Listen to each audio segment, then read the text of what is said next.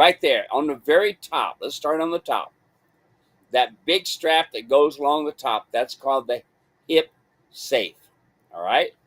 And then from the hip safe, there are two leather straps that go to the back of the saddle, one on the right and one on the left.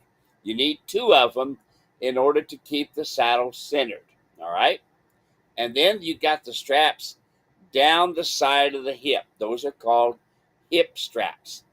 And then those actually adjust that butt plate, that's a wider strap on the bottom, adjust it up and down.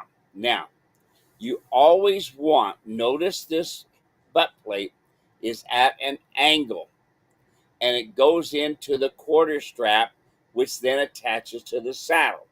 You want it at an angle. If you have it straight and you're going like down to a front cinch, you'll see that it'll wear hair off really quick.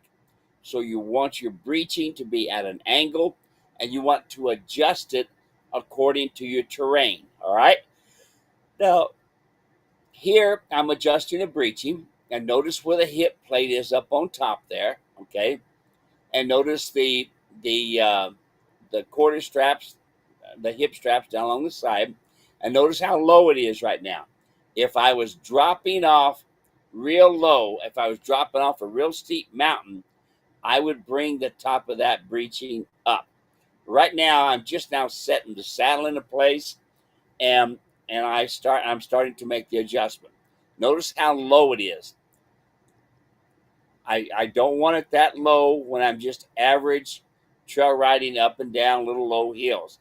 If I'm coming down off, like say I'm coming out of the Grand Canyon, I want it to go down lower. Notice how I'm taking my hand and shoving down in there. That is a half an inch. And then when I pull on it, and you can see the gap between the two, that's an inch. Your saddle can move an inch and a half forward, back, left, and right. Okay. So when I'm first beginning to adjust my breeching, I start from the top and then I work my way down, always at an angle. Notice where my hip safe is. That's at the top.